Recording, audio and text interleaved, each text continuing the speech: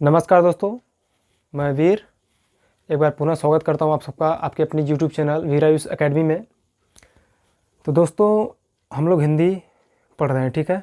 और साथ ही साथ आपको आज से रीजनिंग की भी वीडियो मिलेगी, मैथ की भी मिलेगी और एक जीएस का भी मिलेगा, ठीक है। तो दोस्तों, जो हिंदी है, हिंदी के तहत हमने 2 लेक्चर देख लिया और 2 लेक्चर में हमने देखा किसको, स्वर को और व्यंजन को। जो फर्स्ट लेक्चर है, फर्स्ट लेक्चर में मैंने किसके बारे में बताया है, पूरा एक सिलेबस के बारे में, चैप्टर्स के बारे में बताया है कि कौन कौन से चैप्टर महत्वपूर्ण हैं, कैसे हैं, ठीक है, उसको बताया है। और फिर उसी में मैंने स्वर का वर्णन कर दिया, स्वर को बताया कि स्वर कितने प्रकार के होते हैं। देखिए दोस्तों, वर्णमाला जो है, वर्णमाला से सवाल हमेशा बनते ही बनते हैं, ठीक है। हालांकि इस वीडियो के डिस्क्रिप्शन में मैं दोनों वीडियो का लिंक दे दूंगा, आप वहां से भी जाके देख सकते हैं या फिर आप चैनल पर वीर आयुष एकेडमी सर्च करके देख सकते हैं या फिर लिंक से ही देख सकते हैं, ठीक है। तो दोस्तों, 2 वीडियो है, पहले वीडियो में मैंने स्वर बताया, दूसरे में पूरा व्यंजन बताया, ठीक। दोस्तों, जो वर्ण होता है, वर्ण क्या होता है, वर्ण या अक्षर क्या होता है। वर्ण या अक्षर हिंदी भाषा की सबसे छोटी इकाई होती है। कभी कभी डायरेक्ट ऐसे पूछ देता है, ठीक है। वर्ण हिंदी भाषा की सबसे छोटी इकाई होती है, ठीक।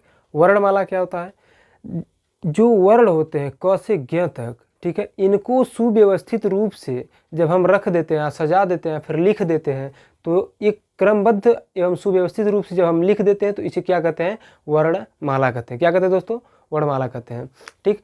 अब वर्णमाला का वर्गीकरण हम लोग पढ़े थे, वर्णमाला का जब वर्गीकरण पढ़े थे तो वर्णमाला का वर्गीकरण हमने 3 प्रकार से किया था। किस किस में, पहला स्वर, दूसरा अयोगवा, तीसरा व्यंजन, ठीक है। तो स्वर हमने बताया था कि स्वर 4 प्रकार के होते हैं, ह्रस्व स्वर, दीर्घ स्वर और संयुक्त स्वर, प्लुत स्वर, ठीक है। स्वर की परिभाषा हमने क्या दिया था कि स्वर स्वतंत्र रूप से बोल सकते हैं, ठीक है, अर्थात स्वर का उच्चारण करने में किसी प्रकार की बाधा उत्पन्न नहीं होती है, अर्थात आराम से हम स्वर को बोल लेते हैं, ठीक। व्यंजन की परिभाषा क्या होती है, व्यंजन का परिभाषा होता है कि जब हम मतलब जो व्यंजन होते हैं उनका उच्चारण करने में स्वतंत्र नहीं होते हैं हम, ठीक है, अर्थात उनमें थोड़ी सी बाधा उत्पन्न होती है, हल्का सा जोर लगाना पड़ता है, किसमें, व्यंजन में, ठीक है। और अयोगवाह, अयोगवाह हमने बताया था, अयोगवाह क्या होता है दोस्तों, यहाँ दिख रहा है, हाँ, अंग और अह, इन दोनों को अयोगवाह के अंतर्गत शामिल करते हैं, किसको, अंग और अह को, ठीक। उसके बाद हमने व्यंजन पढ़ा, ठीक। व्यंजन, अंतस्थ व्यंजन, स्पर्श व्यंजन, अंतस्थ व्यंजन, उसमें व्यंजन, संयुक्त व्यंजन और द्विगुण व्यंजन, ठीक है। ये 5 व्यंजनों को हमने पढ़ा, ठीक। स्पर्श व्यंजन में 5 वर्ग होते हैं, ठीक। कितने वर्ग, 5 वर्ग हमने बताया था। स्पर्श वर्ग में 5 वर्ग होते हैं, प्रत्येक वर्ग में 5 वर्ण होते हैं, अर्थात 5 व्यंजन होते हैं। अतः स्पर्श व्यंजन में कुल कितने व्यंजन होते हैं, 25 व्यंजन होते हैं। कुल कितने वर्ण होते हैं, 25 वर्ण होते हैं, ठीक है। इतना सब कुछ हम लोगों ने देख लिया था पिछले लेक्चर में। अब चलिए आज का जो तीसरा लेक्चर है देखते हैं, ठीक है दोस्तों। कुछ मैंने नोट्स लिखा हुआ है, इसको समझते हैं, इसके बाद हम लोग समझेंगे अल्प प्राण, महाप्राण, उसके बाद सघोष और अघोष को, ठीक है। उसके बाद ख़त्म करेंगे, एक क्लास होगा में भी। चलिए देखते हैं। तो जो एक क्लास अतिरिक्त हम लेने के लिए कह रहे हैं, कौन सा होगा, इस पर इससे जितने प्रश्न बनते हैं उन प्रश्नों को हल करा दिया जाएगा, ठीक है, उसको भी कराया जाएगा, ताकि जो चैप्टर आप पढ़ें उससे जो क्वेश्चन बनने वाले हैं आपको क्लियर रहे, ठीक है, उसमें कोई डाउट ना हो। मैं जो भी बताऊँगा, जो भी पढ़ा रहा हूँ यहाँ पे, इतनी तो गारंटी देता हूँ, इतनी श्योरिटी मैं देता हूँ कि अगर हिंदी से प्रश्न बनते हैं तो जितना मैं पढ़ाया हूँ वहीं से बनेगा, इस बात का श्योरिटी मैं देता हूँ। चलिए आगे बढ़ते हैं हम लोग। हमने बताया था दोस्तों कि स्वरों की संख्या कितनी होती है, 11। स्वरों की संख्या कितनी होती है, 11 होता है। और व्यंजनों की संख्या कितनी होती है दोस्तों, 33 होती है, ठीक है। इसको मैंने पिछले वीडियो में बताया था, ठीक। स्वरों की संख्या 11, व्यंजनों की संख्या 33। हमने बताया था संयुक्त व्यंजन और द्विगुण व्यंजन को व्यंजनों में नहीं जोड़ते हैं। क्यों नहीं जोड़ते हैं, क्योंकि जो संयुक्त व्यंजन होता है, क्ष, कौन सा, क्षत्रिय श, त्रिशूल त्र, ज्ञानिज्ञ और श्र, इन चारों को कहाँ रखते हैं हम, संयुक्त व्यंजन में। और संयुक्त व्यंजन का निर्माण हमने बताया था कि पूर्ववत व्यंजन से ही होता है। किसका निर्माण, संयुक्त व्यंजन का निर्माण, इसीलिए इनको व्यंजन में शामिल नहीं करते, लेकिन वर्ण में शामिल करेंगे, वर्ण में, ठीक। अयोगवाह जो होता है दोनों, द्विगुण व्यंजन, द्विगुण व्यंजन क्या होता है, जैसे ड है, ड के नीचे सुन्ना लगा दिए और ढ के नीचे बिंदु लगा दिए, सुन्ना नहीं बिंदु, ठीक है। तो ये दोनों क्या हो गए, द्विगुण व्यंजन, अर्थात द्विगुण व्यंजन कितने होते हैं, 2। 2 हो गए, और 2 कितने हो गए, अयोगवाह। अब इन सबको जब हम मिला के पूरा गिनते हैं तो कितना मिलता है, 52। कितना मिलता है दोस्तों, 52। अब प्रश्न कई बार बना है, कई बार पूछ चुका है, और हो सकता है आगे भी पूछे कि कुल वर्णों की संख्या कितनी है, कुल वर्णों की संख्या कितनी है, तो कितनी है दोस्तों, 52। हम किसको किसको जोड़ेंगे, सभी स्वर को, सभी व्यंजन को, संयुक्त व्यंजन, द्विगुण व्यंजन और अयोगवाह को जोड़ लेंगे, कुल वर्ण हमको कितना मिलेगा, 52 वर्ण मिलेगा। ठीक है दोस्तों, इतना समझ में आया, चलिए ठीक है। ल है जो, ल को पार्श्विक व्यंजन भी कहते हैं। ठीक है, ल को पार्श्विक व्यंजन भी कहते हैं, क्या, पार्श्विक व्यंजन भी कहते हैं। और र को क्या कहते हैं, लुंठित व्यंजन भी कहते हैं। व को क्या कहते हैं, दंतोष्ठ व्यंजन कहते हैं। ये जो तीनों मैंने लिखा है कई बार पूछा है, ध्यान रहे, अभी पूछेगा नहीं, पूछने को तो कई बार पूछेगा ही, लेकिन कई बार पूछ चुका है। किसको, ल को पार्श्विक दे देता है कि निम्न में पार्श्विक व्यंजन कौन सा है, बहुत सारे ऑप्शन दे देंगे, उसमें ल भी रहेगा, तो कौन सा होगा दोस्तों, ल। र को क्या कहते हैं, लुंठित व्यंजन।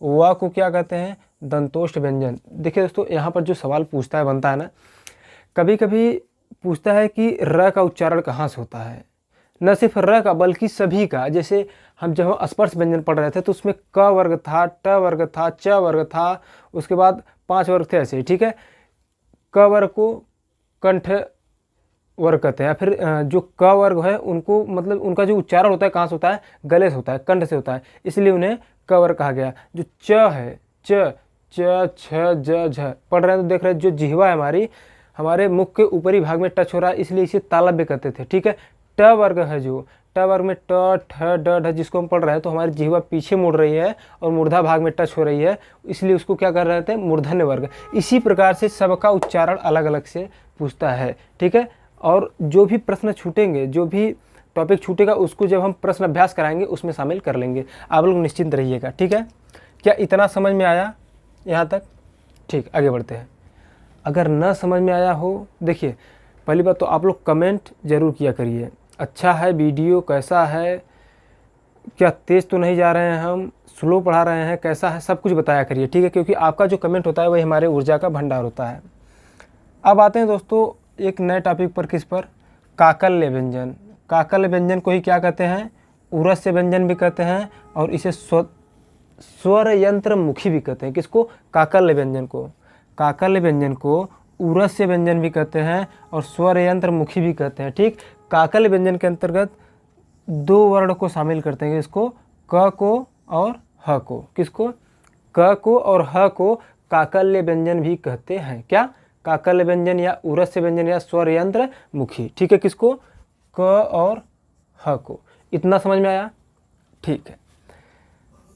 आगे है संयुक्त ध्वनि। ठीक है, अगला टॉपिक है संयुक्त ध्वनि। तो संयुक्त ध्वनि क्या होता है दोस्तों, कि 2 व्यंजनों के साथ आती है, अर्थात ऐसा जो वर्ण 2 व्यंजनों के साथ आती है, कोई वर्ण जो ऐसा वर्ण है जो 2 व्यंजन के साथ आती है, उसी क्या कहते हैं दोस्तों, संयुक्त ध्वनि कहते हैं। जैसे यहाँ देखिए लिखे हैं क्यारी। ठीक है, क अलग कीजिए, य, फिर अ।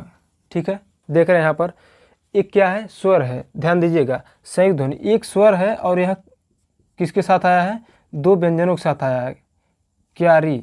ठीक है, जब इसको तोड़ेंगे तो हम देख रहे हैं जो आ है हमारा व्यंजन के साथ आ रहा है। ठीक है, कितने व्यंजन के, 2 व्यंजनों के साथ आ रहा है। अर्थात हम यह भी कह सकते हैं कि जो हमारा स्वर है, यदि वह 2 व्यंजनों के साथ है, ठीक है, 2 व्यंजनों के साथ है, तो वह क्या कहलाएगी, संयुक्त ध्वनि। कभी कभी ऐसे पूछ देता है, वाक्य लिखा रहता है, सॉरी वाक्य नहीं, शब्द, वाक्य लिखा रहता है या फिर शब्द लिखा रहता है, पूछता है कि निम्न में कौन सा संयुक्त ध्वनि है। तो ध्यान रखिएगा, जब कोई स्वर 2 व्यंजनों के साथ है तो उसे क्या कहेंगे, संयुक्त ध्वनि। ऐसे ही प्रमोद है, प्रमोद का जब आप विखंडन करेंगे, प धन र, हलंत लगाते जाएंगे, ठीक, आधा आधा, प्लस म प्लस ओ की मात्रा है। ठीक है, फिर द है। देखिए 1 व्यंजन 2 व्यंजनों के साथ आ रहा है ना, इसी प्रकार से संयुक्त ध्वनि भी पूछता है। हालांकि उतना नहीं पूछता है, संयुक्त ध्वनि से उतना नहीं पूछता, कभी कभी हो सकता है प्रश्न बना दे, इसलिए इसको भी आप लोग जानते रहिएगा। ठीक है, ओके। आगे आते हैं संपृक्त ध्वनि पर, ठीक है। क्या? संपृक्त ध्वनि। यह क्या होता है दोस्तों? दो वर्णों के बीच अर्ध व्यंजन का आना, अर्थात ऐसा व्यंजन, ऐसा अर्ध व्यंजन जो दो वर्णों के बीच में आता है, अर्थात दो वर्णों के बीच में आने वाला व्यंजन, जो व्यंजन होगा वो क्या होगा? अर्ध व्यंजन होगा। अर्ध व्यंजन का मतलब, इसके पहले मैंने डिफाइन किया है कि जब किसी भी वर्ण को हम आधा लिखते हैं, आधा लिखने के लिए क्या करते हैं? हलंत लगा देते हैं, ठीक है। हलंत लगाने से वह वर्ण क्या हो जाता है? आधा बन जाता है। लेकिन कुछ वर्ण होते हैं जिनमें लाइन लगी होती है, जैसे ख, ग, घ, ये सब मैंने पिछली वीडियो में बताया था ना। तो लाइन हटाने से मात्र से वो क्या बन जाता है? आधा बन जाता है। तो जैसे देखिएगा, दो वर्णों के बीच अर्धव्यंजन का आना ही क्या कहलाता है? संपृक्त ध्वनि। जैसे यहाँ पर उदाहरण लिए हैं कंबल और चंपक का, ठीक है। देख रहे हैं कंबल में जो म है, क और ब क्या है? व्यंजन ही है ना। जब दो वर्णों के, वर्ण है, ठीक है, वर्ण मान लीजिए या व्यंजन मान लीजिए, कुछ ही मान लीजिए, दो वर्ण के बीच में क्या है? अर्ध व्यंजन का आना। अर्ध व्यंजन मतलब म आधा है कि नहीं है? आधा है ना। तो ये क्या हो जाएगा? अर्ध व्यंजन, अर्थात दो वर्णों के बीच में अर्ध व्यंजन का आना ही क्या कहलाता है? संपृक्त ध्वनि कहलाता है। क्या कहलाता है? संपृक्त ध्वनि। भूलिएगा नहीं, ठीक है। एक एक पॉइंट को नोट किए रहिएगा। पीडीएफ जैसे ही चैप्टर समाप्त होगा, पीडीएफ भी आप लोगों को दे दिया जाएगा, ठीक है। पीडीएफ के लिए हमने बताया है, अभी लिंकअप नहीं करने आता है मुझे, पीडीएफ कैसे लिंक किया जाता है। तब तक आप लोग एक व्हाट्सअप नंबर 7897725926 लिख के, जैसे ही वर्णमाला समाप्त होगा लिख के बस भेजिएगा वर्णमाला पीडीएफ, आपको वर्णमाला पीडीएफ मिल जाएगा, ठीक है। ओके, अब पढ़ते हैं हम लोग युग्मक ध्वनि को। क्या? युग्मक ध्वनि। युग्मक ध्वनि क्या होता है दोस्तों? समझेंगे। इसको क्या कहते हैं? युग्म का मतलब क्या होता है? जोड़ा। युग्म का मतलब जोड़ा होता है। युग्मक ध्वनि अर्थात युग्म। युग्म का मतलब क्या होता है? जोड़ा होता है, या फिर इसे ही द्वित्व व्यंजन भी कहते हैं। किसको? युग्मक ध्वनि को द्वित्व व्यंजन भी कहते हैं। क्यों कहते हैं? क्योंकि एक ही वर्ण साथ में कितनी बार आते हैं? दो बार। कितनी बार? दो बार। अर्थात जब एक ही वर्ण साथ में दो बार आए तो उसे क्या कहते हैं? युग्मक ध्वनि या द्वित्व व्यंजन, ठीक है। जैसे दिल्ली में देख रहे हैं ल दो बार आ रहा है ना। एक ही वर्ड कितनी बार आ रहा है? दो बार आ रहा है। 90 ब दो बार आया। छज्जा ज और ज कितनी बार आया? दो बार आया, ठीक है। तो जब कोई वर्ण साथ में दो बार आए तो उसे क्या कहेंगे? युग्मक ध्वनि कहेंगे या फिर द्वित्व व्यंजन कहेंगे। इतना समझ पा रहे हैं आप लोग? ओके, आप लोग बताइएगा, ठीक है। ओके, अगला पढ़ते हैं हम अनुस्वार। अनुस्वार किसे कहते हैं? ठीक है, अनुस्वार किसे कहते हैं? देखिएगा, जिस वर्ण को बोलने में नाक से अधिक वायु, वायु मतलब सांस, अधिक वायु तथा मुख से कम वायु अर्थात मुख से कम सांस निकलती है, उसे क्या कहते हैं? अनुस्वार कहते हैं। उसे क्या कहते हैं? अनुस्वार कहते हैं। जैसे अंक, चंचल, गंगा। मैंने इसके पिछले वीडियो में बताया था, ये जो अंग है इसके जो ऊपर ये बिंदी लगी है इसे क्या कहते हैं? इसे ही क्या कहते हैं? अनुस्वार कहते हैं। जो बिंदी लगी है उसे अनुस्वार कहते हैं। और जब ये मान लीजिए अंग है और मान लीजिए अगर अह है तो ये जो दो बिंदु है इसे क्या कहते हैं? विसर्ग कहते हैं। क्या कहते हैं दोस्तों? विसर्ग। ये मैंने इसके पिछले वाले वीडियो में बताया था, ठीक है। अभी देखिए, अनुस्वार क्या होता है? जिस वर्ण को बोलने में नाक से अधिक वायु निकले और मुख से कम वायु निकले उसे क्या कहते हैं? अनुस्वार कहते हैं। जैसे देखिएगा, इसको क्या है? अंक। अंक कहिए। अंक, अंक, अंक, अर्थात नाक से ज़्यादा बोल रहे हैं, ठीक है। नाक का प्रभाव इसमें ज़्यादा है। अंक, अंक, अंक कह रहे हैं तो ज़्यादा सांस नाक से निकल रही है। क आराम से कह रहे हैं, आराम से निकल जा रहा है, थोड़ा सांस मुख से निकल रहा है, ठीक है। अर्थात यही कह रहा है कि जिस वर्ण को बोलने में, तेज तो नहीं हो रहा है ना, जिस वर्ण को बोलने में नाक से अधिक वायु निकले और मुख से कम निकले, ठीक है, और मुख से कम वायु निकले, उसे क्या कहते हैं दोस्तों? अनुस्वार। क्या कहते हैं? अनुस्वार कहते हैं। जैसे अंक, चंचल, गंगा इत्यादि, ठीक है। चलिए, अब है अनुनासिक। क्या है दोस्तों? अनुनासिक। अनुनासिक अनुस्वार का बिल्कुल उल्टा होता है। अनुस्वार में होता था कि जो शब्द अनुस्वार के होते हैं उनको बोलने में नाक से अधिक सांस मुख से कम निकलता था, लेकिन जो अनुनासिक है, अनुनासिक उल्टा है, नाक से कम मुख से ज़्यादा सांस निकलेगा। ठीक है, जैसे मुख से अधिक वायु तथा नाक से कम वायु निकलती है, किसको बोलने में? अनुनासिक को। जैसे अगर किसी भी वर्ण के ऊपर ये वाली चंद्रबिंदी है, क्या ये वाली चंद्रबिंदी, जैसे लिख लीजिए यहाँ पर एक आप उदाहरण लिखिए, कहाँ, जहाँ। देखिए क मुख से बोल रहे हैं, आराम से थोड़ी सी सांस निकली। ठीक है, हाँ, सॉरी, देखिए उल्टा ही बोल रहे हैं, हाँ। जब आप हाँ कह रहे हैं तो मुख से ज़्यादा सांस निकल रहा है, हाँ। ठीक है, नाक से कम और मुख से ज़्यादा सांस निकल रहा है, किसको बोलने में? अनुनासिक वाले शब्द को, जैसे कहाँ, जहाँ, तहाँ। ठीक है, समझ पाए? यहाँ पर एक बात नोट में और लिखा गया है, मैंने तद्भव इसलिए लिखा है क्योंकि अगर किसी भी, जैसे ये वाक्य है, ठीक है, किसी भी वाक्य के ऊपर ये वाली चंद्रबिंदी अगर आ जाए तो समझ लीजिएगा वह शब्द तद्भव है। ये चीज़ तद्भव और तत्सम में काम देगी। ठीक है, किसी भी शब्द के ऊपर यदि चंद्रबिंदी है तो वह क्या होगी? तद्भव शब्द होगी, तत्सम कभी नहीं होगी। ठीक है, ओके, इतना समझ में आया? चलिए अब आते हैं निर्नुनासिक पर। अनुस्वार हुआ, अनुनासिक। अनुस्वार अनुनासिक आपस में विपरीत हैं। ठीक है, विपरीत मतलब समझते हैं ना? हाँ, चलिए ठीक है। निर्नुनासिक, जिस वर्ण का उच्चारण केवल मुख से होता है। ठीक है, निर्नुनासिक क्या होता है? जिस वर्ण का उच्चारण हम करते हैं सिर्फ मुख से करते हैं, सिर्फ मुख से करते हैं, नाक का प्रयोग नहीं होता है, उसे क्या कहते हैं? निर्नुनासिक। जैसे आय, शहर, लीजिए, दीजिए, आइए, जाइए। ठीक है, इसको देखिए हम सिर्फ मुख से बोल रहे हैं, इसमें इन वर्डों को बोलने में नाक का प्रयोग नहीं हो पा रहा है। ठीक है, नहीं तो लोग कहते हैं नकनकाए। ठीक है, ओके, चलिए ये हो गया निर्नुनासिक। अब समझ लेते हैं हलंत को। आप लोग हमारी बात को समझ पा रहे हैं? जैसा भी हो कमेंट करके आप लोग ज़रूर बताइएगा। ठीक है, अब पढ़ लेते हैं हलंत को।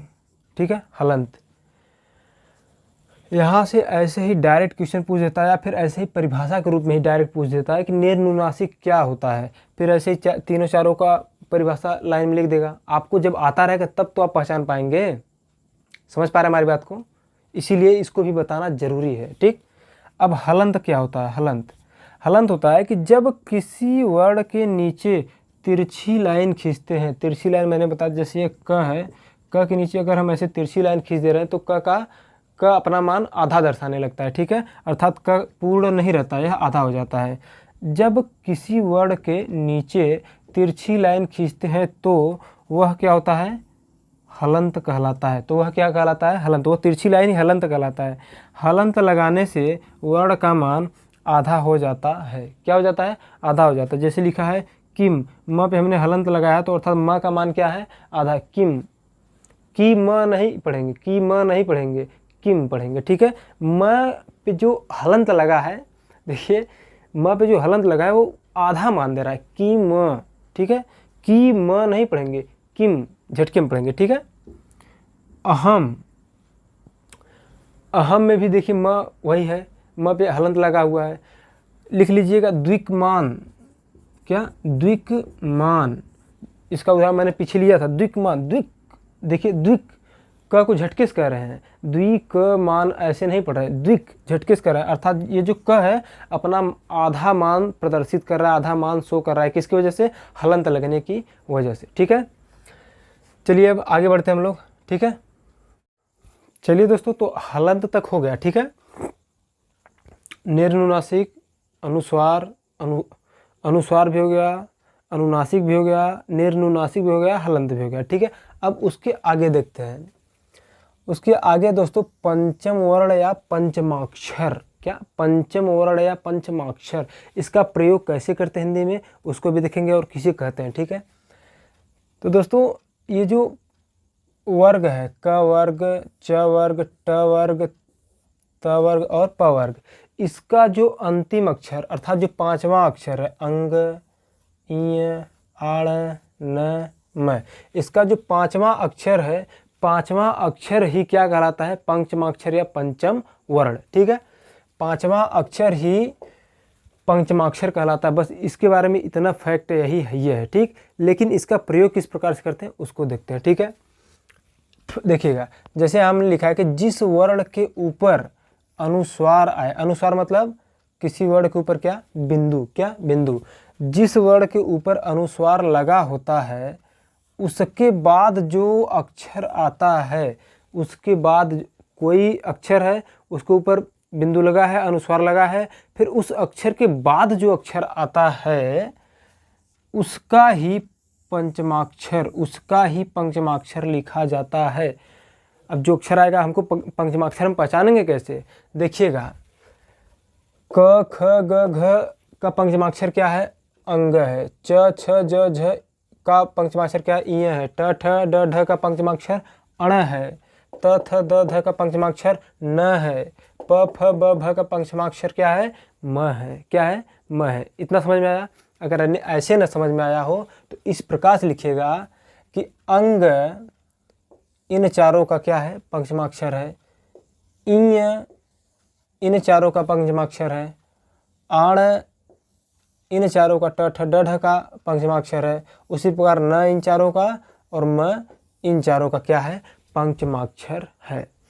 अब समझिएगा, हमने कहा कि जिस वर्ण के ऊपर अनुस्वार या बिंदु लगा होता है उसके बाद जो अक्षर आता है, फिर उसके बाद जो वर्ण आता है उसे ही क्या कर, उसका ही पंचमाक्षर लगता है। जैसे अगर कोई जैसे यहाँ पर हमने उदाहरण लिखा है दिनांक, क्या, दिनांक क्या है, दिनांक। हमने कहा कि दिख रहा है ना, हाँ, हमने कहा कि यदि कोई वर्ण है उसके ऊपर क्या आ जाए, अनुस्वार आ जाए, बिंदु आ जाए, तो उसके बाद जो अक्षर होता है उसका ही पंचमाक्षर लिखते हैं। तो यहाँ पर देख रहे हैं न पे आया है बिंदु, न के बाद क्या है, क। अब बताइए क का पंचमाक्षर क्या है, अंग है। ठीक है, तो दिनांक इस प्रकार से लिख सकते हैं। ठीक है, दिनांक अंग का, यहाँ पर आधा पंचमाक्षर क्या लिखेंगे, हम अंग का प्रयोग करेंगे। ठीक है, आधा ही लिखेंगे, आधा अंग होगा। ठीक, दिनांक, इतना समझ में आया, दिनांक।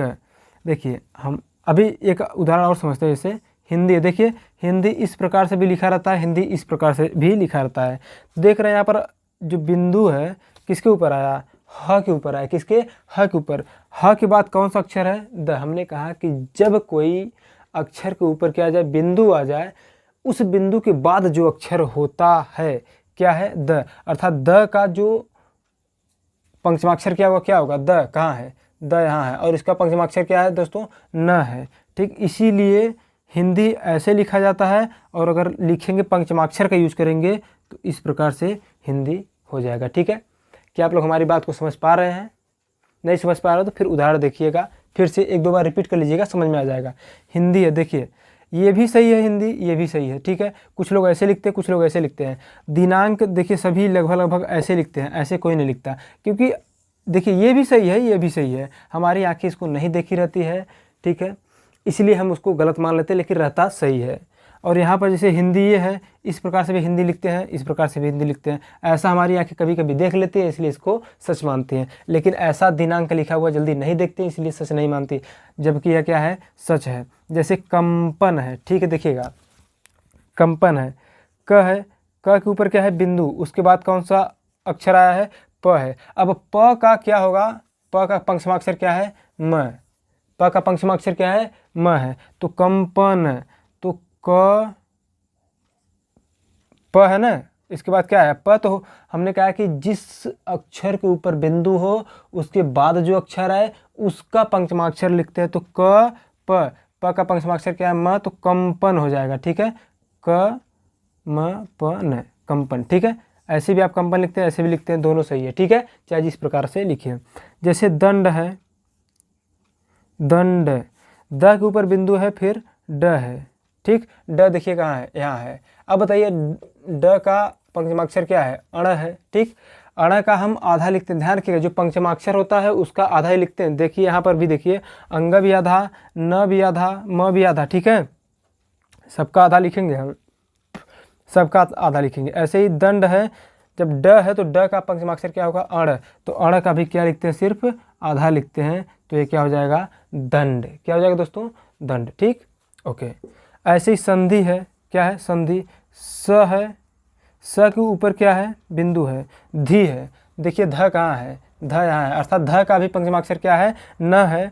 तो यहाँ पर आधा न का प्रयोग करेंगे और हम क्या लिख लेंगे, संधि। ठीक, आप लोगों को पंचम वर्ण या पंचमाक्षर समझ में आया क्या है, एक बार फिर से देख लीजिएगा।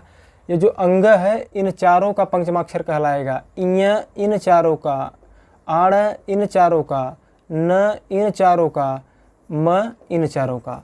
ठीक है, इतना समझ में आया, आया कि नहीं आया?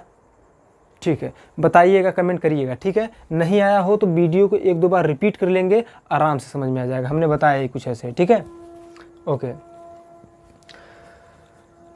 अब आते हैं अल्प प्राण और महाप्राण पर। ऊपर छोड़ देते हैं, मैंने ऊपर देख ही लीजिए। अच्छा, ये कुछ सूत्र है। ठीक है, क्या है, अकूह विसर्जनियाम कंठ है। अकूह विसर्जनियाम कंठ है पहला सूत्र। अगर इसको आप याद कर लेते हैं तो अ से क्या हो जाएगा, अकूह, क से क्या हो जाएगा, क वर्ग, ह से ह, विसर्ज से क्या हो जाएगा, विसर्ग। आप जानते हैं ना क्या होगा इसको,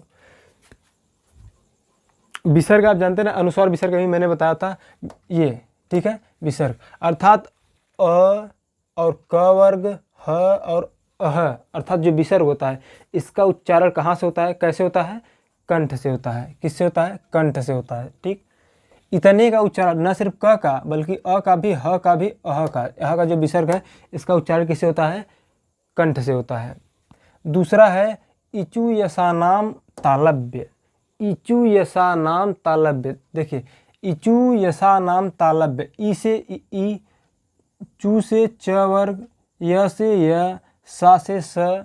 ठीक है, अर्थात ई, च वर्ग, य और स, इन सब का उच्चारण कहाँ से होगा, तालव्य से। तालव्य मतलब जब हमारा इनको बोलने में हमारा जो जिह्वा है, जिह्वा हमारे तालु में टच होगा। ठीक है, मुख के ऊपरी भाग में सीधे टच होगा। ठीक, बोलने देखिए, च, छ, ज, झ, य, श। देखिएगा जो हमारा जिह्वा है ऊपर टच हो रहा है। ठीक है, ओके। इसी प्रकार से तीसरा है ऋतु रसानाम मूर्धन्य है। ऋतु रसानाम मूर्धन्य है, अर्थात ये जो री है, ट वर्ग है, र है, मूर्धन्यक से है, इनका जो उच्चारण हम करते हैं तो मुख के मूर्धा भाग से होता है। ठीक है, हमारी जो जिह्वा है इनका उच्चारण करने में हमारी जिह्वा मुड़ती है और पीछे मूर्धा भाग में टच होती है, तब ये वर्ण बोले जाते हैं। ये वर्ण कहाँ से बोले जाते हैं, मूर्धन्य से, अर्थात इनका उच्चारण कहाँ से होता है, मूर्धन्य से होता है। इनको बताने का हमारा जो तात्पर्य यही है, कभी कभी पूछता है कि मूर्धन्यक से जो है इसका उच्चारण कहाँ से होता है, तालव्य से होता है, दांत से होता है, मतलब दंत से होता है, या फिर ओठ से होता है, या फिर मूर्धन्य से होता है। तो जब आप पढ़े रहेंगे, जाने रहेंगे, तभी आप बता पाएंगे। ठीक है, तो कहाँ से होता है दोस्तों, मूर्धन्य से होता है। ठीक है, उसी प्रकार चौथा सूत्र है आपका ऋतु लसानाम दंता। इचु यसानाम, ऋतु लसानाम, ऋतु रसानाम। ठीक है, तो नाम बिल्कुल सेम मिलते जुलते हैं। अगर आप याद कर लेते हैं तो आपको इतना तो याद हो जाएगा कि कौन सा अक्षर है, कहाँ से, किस अक्षर का उच्चारण कहाँ से होता है, कैसे होता है। ठीक है, ओके। अब है ऋतु लसा नाम दंता। री से ये जो री है ये संस्कृत भाषा का स्वर है। री त वर्ग आ जाएगा, ल आ जाएगा और स। क्या, त वर्ग, ल और स। त में क्या आएगा, त, थ, द, ध, न, प, सॉरी त, थ, द, ध, न तक आएगा। ल बोलेंगे तो ल आएगा, स बोलेंगे तो स आएगा। ठीक है, अर्थात इन सब का उच्चारण कहाँ से होगा, दांत से, सॉरी स नहीं रहेगा। ठीक है, स का उच्चारण कहाँ से होता है, तालव्य से होता है। तो इन सब का उच्चारण कहाँ से होगा, दांत से, दंत से होगा। ठीक है, दंत्य वर्ग से ये लोग बिहेव करेंगे। ठीक है, वो बिलोंग करेंगे। ठीक है, किससे, दंत वर्ग से। अर्थात इन सब का उच्चारण त वर्ग का, ल का और री का, इनका उच्चारण कहाँ से होगा दोस्तों, दंत से होगा। ठीक है, दंत वर्ग से। ओके, पांचवा सूत्र है दोस्तों उपु ओष्ठव। क्या, उपु ओष्ठव। उपु का उ से मतलब पु से मतलब प वर्ग और ओष्ठव, अर्थात उ और प वर्ग का जो उच्चारण होता है कहाँ से होता है? ओष्ठ से होता है। उ, ठीक है। देखिए हमारा ओठ मिलन के आसपास आ रहा है।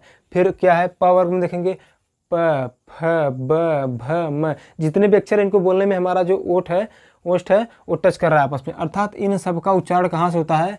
ओष्ठ से होता है। ठीक है, इतना समझ में आया? क्या इतनी बात से सहमत हैं आप? ठीक है, कमेंट करके बताइएगा। ठीक है, चलिए आगे बढ़ते हैं हम। आगे है दोस्तों अल्प प्राण। क्या है? अल्प प्राण देखते हैं। अल्प प्राण महाप्राण पढ़ लेंगे, इसके बाद अघोष और सघोष पढ़ लेंगे, वर्णमाला खत्म। इसी वीडियो में हम खत्म कर देंगे। ठीक है, और इसके पहले जो 2 वीडियो है उन दोनों वीडियो का लिंक इस वीडियो के डिस्क्रिप्शन में हम दे देंगे। ठीक, चलिए अल्प प्राण को समझते हैं। अल्प प्राण क्या होता है? पहली बात तो अल्प प्राण और महाप्राण 2 चीज़ें हैं, अल्प प्राण और महाप्राण। तो इसमें जो प्राण है, प्राण का मतलब क्या होता है? प्राण का मतलब होता है दोस्तों कि वायु, वायु का मतलब हवा, हवा का मतलब श्वास। वर्तमान में ऑक्सीजन की प्रॉब्लम सभी जगह हो रही है, कोविड का समय चल रहा है। ठीक है, अस्पताल में मरीज भर्ती नहीं हो पा रहे हैं, किसकी वजह से? ऑक्सीजन की वजह से, ऑक्सीजन की कमी हो रही है। ठीक है, तो प्राण की यहाँ उसका कोई संबंध नहीं है, बस इतना जानिए कि प्राण का अर्थ क्या होता है? वायु, वायु का होता है हवा, हवा का क्या होता है? श्वास। ठीक है, ध्यान रखिएगा, जिन वर्णों के उच्चारण में मुख से वायु कम निकले, ठीक है, ऐसे वर्ण जिनका हम उच्चारण करते हैं या फिर जिनको हम पढ़ते हैं तो हमारे मुख से उस वर्ण का उच्चारण करते समय कम हवा निकले, ठीक है, मुख से कम वायु निकले, तो उसे क्या कहेंगे दोस्तों? हम अल्प प्राण कहेंगे। ठीक है, क्या कहेंगे? अल्प प्राण कहेंगे। अब अल्प प्राण में शामिल कौन कौन से हैं हम उनको देखते हैं। ठीक है, देखिएगा, अल्प प्राण में प्रत्येक वर्ग का पहला, ठीक है, कितने वर्ग हैं? 5 वर्ग हैं। ठीक है, यहाँ हमने लिखा भी है, क वर्ग, च वर्ग, ट वर्ग, त वर्ग, प वर्ग। ठीक है, कितने वर्ग हैं? 5 वर्ग। तो ध्यान दीजिएगा, प्रत्येक वर्ग का यानी कि क का, च का, ट का, त का और प का पहला, तीसरा और 5वां वर्ण है। ठीक है, अर्थात पहला वर्ग है तो इसका जो पहला है, तीसरा है और 5वां वर्ण है। ठीक है, ऐसे ही किसका? प्रत्येक वर्ग का, अर्थात ये पूरा, ये पूरा, ये पूरा और ये पूरा 5वां वर्ण। ठीक है, प्लस अंतस्थ व्यंजन, प्रत्येक वर्ग का पहला, तीसरा और 5वां वर्ण। ठीक है, पहला, तीसरा, 5वां वर्ण और अंतस्थ व्यंजन। अंतस्थ व्यंजन मतलब य, र, ल, व। यहाँ पर मैंने लिखा प्लस य, र, ल, व। इतने लोग किसमें शामिल होते हैं? अल्प प्राण में, अर्थात इतने को क्या कहते हैं? अल्प प्राण। देखिए, अल्प प्राण से सीधे सीधे क्वेश्चन किस प्रकार से बनते हैं, नीचे एक जैसे पूछ देगा कि निम्न में अल्प प्राण बताइए, निम्न में अल्प प्राण बताइए। 4 ऑप्शन दिया रहेगा। पहला ऑप्शन मान लीजिए कर दिया न, दूसरा कर दिया ध, तीसरा कर दिया भ, चौथा कर दिया आपका थ। ठीक है, देखिए ध कहाँ है? यहाँ है, अर्थात पहले, तीसरे और 5वें में नहीं आ रहा है। भ कहाँ है? यहाँ है, अर्थात पहले, तीसरे और 5वें में नहीं आ रहा है। थ कहाँ है? यहाँ है, अर्थात पहले, तीसरे और 5वें में नहीं आ रहा है। कौन आ रहा है? न देख रहे हैं कि 5वें में मिल जा रहा है, अर्थात अल्प प्राण हमारा यही उत्तर ऐसे टिक कर लेंगे हम। ठीक है, इसी प्रकार से प्रश्न बनता है। क्या आप लोग हमारी बात को समझ पा रहे हैं? ओके, ठीक है, ये हुआ अल्प प्राण। अल्प प्राण में कौन संबंधित है? प्रत्येक वर्ग का पहला, तीसरा और 5वां वर्ण प्लस क्या? अंतस्थ व्यंजन को शामिल करते हैं। अंतस्थ व्यंजन के तहत कौन कौन से आते हैं? य, र, ल और व, इनको शामिल करते हैं तो इन्हें क्या कहते हैं? सम्मिलित रूप से अल्प प्राण। अल्प प्राण की परिभाषा क्या है? जिनका उच्चारण, ऐसे वर्ण जिनका उच्चारण करने में मुख से कम वायु निकले। बफरिंग तो नहीं हो रही ना? सही है, ठीक है। अब है महाप्राण, देखते हैं। ठीक, इसका ठीक उल्टा, जिन वर्णों के उच्चारण में मुख से वायु की मात्रा अधिक निकले, या फिर ऐसे वर्ण जिनका उच्चारण करते समय, जिनको बोलते समय मुख से वायु का स्राव या फिर वायु जो है अधिक मात्रा में निकले। ठीक है, तो उन्हें क्या कहेंगे? महाप्राण कहेंगे। जैसे देखिएगा, महाप्राण के अंतर्गत किसको शामिल करते हैं? प्रत्येक वर्ग का दूसरा और चौथा। ठीक है, दूसरा और चौथा, पहला, तीसरा, 5वां किसमें शामिल हुआ? अल्प प्राण में। बचा दूसरा और चौथा, तो दूसरा और चौथा ठीक है। दूसरा चौथा किस में शामिल होंगे? महाप्राण में। दूसरा चौथा के अलावा उसमें व्यंजन भी, कौन सा उसमें व्यंजन में क्या आता है? श, श और ह, ठीक है। प्रत्येक वर्ग का दूसरा और चौथा, देखिए प्रत्येक वर्ग का दूसरा ये होगा, चौथा ये होगा, दूसरा चौथा दूसरा चौथा, ठीक है। अर्थात प्रत्येक वर्ग का दूसरा, प्रत्येक वर्ग का चौथा प्लस प्रत्येक वर्ग का दूसरा और प्रत्येक वर्ग का चौथा, ठीक, प्लस उसमें व्यंजन, ठीक है। दूसरा चौथा प्लस में उसमें व्यंजन किसके अंतर्गत आएंगे? महाप्राण के अंतर्गत आएंगे, ठीक है। किसमें? महाप्राण। जैसे यहाँ पर बना था निम्न में अल्प प्राण बताइए, वैसे ही निम्न में बन जाएगा कि महाप्राण बताइए, ठीक है। यहाँ अल्प प्राण वैसे ही क्वेश्चन बन जाएगा महाप्राण में, ठीक है। आप लोग चिंता ना कीजिए, इसका जो प्रैक्टिस सेट होगा, एक प्रैक्टिस सेट में बनाऊंगा, वो आपको प्रोवाइड कर दूंगा, ठीक है, उसी व्हाट्सएप नंबर के जरिए। अभी इसको ख़त्म होने दीजिए, आज इसको ख़त्म कर रहे हैं, कल या परसों उसको दे दिया जाएगा आप लोगों को, ठीक है। ओके, क्या इतना समझ में आया? अगर इतना समझ में आ गया हो तो मैं अघोष और सघोष की तरफ बढ़ूँ, ठीक है। चलिए आगे बढ़ते हैं। नहीं समझ में आएगा तो कमेंट कीजिएगा, आपको बता दिया जाएगा, ठीक है। चलिए, तो दोस्तों हमारा अल्प प्राण और महाप्राण तक हो गया, ठीक है। ओके, अब हम बढ़ते हैं अघोष और सघोष की तरफ, ठीक है। तो सबसे पहले देखते हैं दोस्तों क्या अघोष। अघोष का अर्थ क्या होता है दोस्तों? सांस। अघोष का अर्थ होता है सांस, अर्थात सांस का प्रयोग, ठीक है, सांस का प्रयोग। अघोष के उच्चारण में आवाज़ नहीं होती, ठीक है। अघोष के उच्चारण में आवाज़ नहीं होती, मतलब आवाज़ होती लेकिन ज़्यादा आवाज़ नहीं होती, अधिकतर सांस का ही प्रयोग किया जाता है। किसके उच्चारण में? अघोष के। प्रत्येक वर्ग का पहला और दूसरा वर्ण, ध्यान दीजिएगा 5 वर्ग है, ठीक। तो कह रहा है कि प्रत्येक वर्ग का पहला और दूसरा है, ठीक है, पहला और दूसरा वर्ण तथा श। ध्यान रखिएगा इसमें ह नहीं शामिल है, ठीक है, ह नहीं शामिल है। श पहला और दूसरा वर्ण, प्रत्येक वर्ग का पहला और दूसरा वर्ण, फिर स को शामिल करके क्या कहते हैं? अघोष कहते हैं। अर्थात स और ये पहला वर्ग हो गया, ये दूसरा वर्ग हो गया, इनको शामिल करके क्या कहा जाता है दोस्तों? अघोष कहा जाता है। इन सारे वर्णों को क्या कहा जाता है? अघोष कहा जाता है, ठीक है। ओके, ये हो गया हमारा अघोष। देखिए कोई जादू मंत्र नहीं पढ़ना है, ठीक है। अघोष तो अघोष, सघोष तो सघोष, ठीक है। बस नॉर्मल जान लेना है आपको, थोड़ा सा पढ़ लेना है कि अघोष के अंतर्गत कौन कौन से वर्ड आते हैं और सघोष के अंतर्गत कौन कौन से वर्ड आते हैं।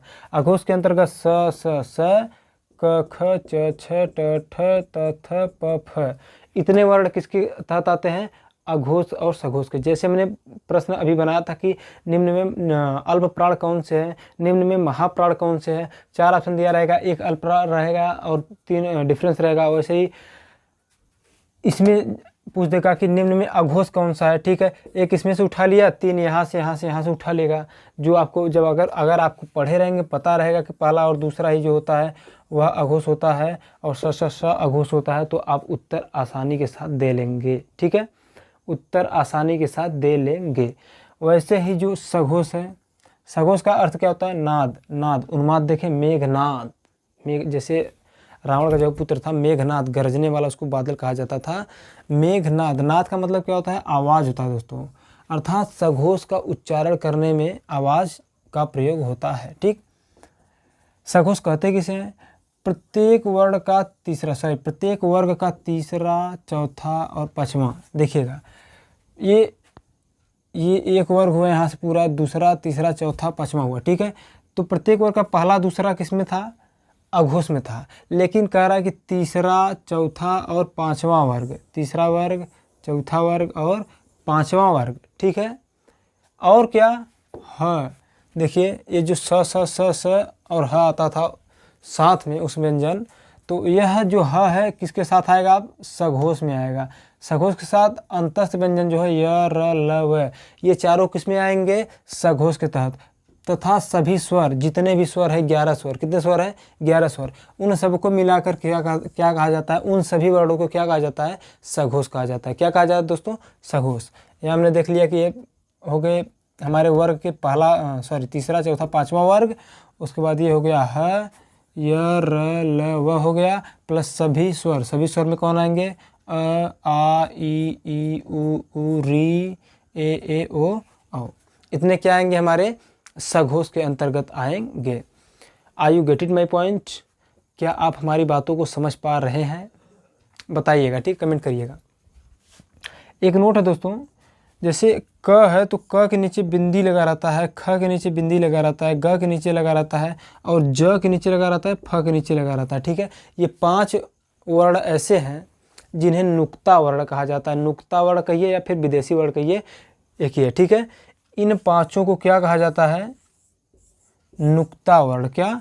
नुक्ता वर्ण कहा जाता है, या फिर इन्हें क्या कहते हैं? विदेशी वर्ण। ऐसे दिया रहता है, क्वेश्चन पूछता है कि यह कौन सा वर्ण है, ठीक है, कौन सा वर्ण है। तो कौन सा वर्ण है भैया? ये सभी नुक्ता वर्ण है या फिर विदेशी वर्ण है, ठीक। देसी नहीं, विदेशी है। विदेशी कैसे हैं? कभी कभी पूछता है कि ये किस भाषा की ध्वनियाँ हैं, तो किस भाषा की है? अरबी और फारसी की। इस बात को ध्यान रखिएगा, अरबी और फारसी भाषा की ध्वनियाँ हैं। कौन? ये वाला क ख ग ज फ के नीचे जो बिंदु लगी होती है, ठीक है, जो बिंदु लगी होती है, ये वाले 5 वर्ण कौन से ध्वनियाँ हैं? अरबी और फारसी ध्वनियाँ हैं, ठीक है। तो यहाँ हमारा ख़त्म होता है वर्णमाला, ठीक है। वर्णमाला वाला चैप्टर पूरा ख़त्म होता है। इसके पहले मैंने 2 वीडियो बनाया, उसमें स्वर और व्यंजन पूरा है, ठीक। उन दोनों वीडियो का लिंक इसके डिस्क्रिप्शन में दे दिया है मैंने, ठीक है। वहाँ से जाके आप लोग देख लीजिए। और एक बात और करना था कि थोड़ा सा सब्सक्राइबर नहीं बढ़ रहे हैं, ठीक है। तो आप लोग वीडियो को थोड़ा शेयर किया करिए, ठीक है। जितने भी दोस्त हैं, यार हैं, जो भी पढ़ने वाला है, ठीक है, बता दीजिए उनको क्लास चल रहा है, रेगुलर चल रहा है, फ्री ऑफ कॉस्ट मिलेगा, ठीक है। हम पैसे दे के पढ़े हैं तो हम नहीं चाहते कि आप सभी पैसा दे करके पढ़िए, ठीक। हम ये नहीं चाहते, बिल्कुल भी कतई नहीं चाहते कि अगर हम पैसा दे के पढ़ें तो आप लोग भी पैसा दे के पढ़िए। हम महत्व को जानते हैं, समय के कीमत को पहचानिए आप लोग, ठीक है। देखिए, समय ही सबसे बलवान होता है। अभी वर्तमान समय में क्या है, कोरोना टाइम चल रहा है, कई सारे एग्जाम पोस्टपोन्ड हुए हैं। अगर आपको समय मिला है तो इसमें तैयारी कर लीजिए ना। बहुत सारे लोग होंगे कि अरे परीक्षा पोस्टपोन हुआ है तो होने दीजिए, मैं भी अपना पढ़ाई पोस्टपोन करता हूँ, तो पढ़ाई को पोस्टपोन मत कीजिए। लगभग ऐसा सभी करेंगे। इसमें कुछ ही विरले ऐसे होंगे, ठीक है, कुछ ही लोग ऐसे होंगे जो इस समय में भी चुपचाप पढ़ाई कर रहे होंगे, ठीक है। इस समय में भी चुपचाप पढ़ाई कर रहे होंगे और वही लोग परीक्षा को क्रैक करते हैं, वही लोग अपने काम को अंजाम देते हैं, ठीक है। तो आप लोग भी गोल डिगर बनिए, ठीक है, गोल को भेदने वाला बनिए आप लोग, ठीक। चलिए, और उम्मीद करते हैं कि आप सभी बढ़िया होंगे, स्वस्थ हैं। अपने महत्वपूर्ण कमेंट हमको ज़रूर दिया करिए आप लोग, ठीक है। आपका कमेंट ही हमारी ऊर्जा का भंडार है। सो चलिए, मिलते हैं अगले वीडियो में। अगला वीडियो जो होगा संधि से स्टार्ट करेंगे, इसके बाद वर्णमाला खत्म हुआ संधि स्टार्ट करेंगे, ठीक। तो संधि बहुत सारे लोगों को नहीं समझ में आता, थोड़ा बोरिंग चैप्टर लगता है, लेकिन उसको थोड़ा इंटरेस्टिंग तरीके से हम लोग पढ़ेंगे, ठीक, एक शोधपरक तरीके से, ठीक। चलिए, ठीक है, बाकी मिलते हैं नेक्स्ट वीडियो में, ठीक। और आपको वीडियो दिया जाएगा आज ही रीजनिंग का भी, और देख रहे हैं अगर मैथ का भी समय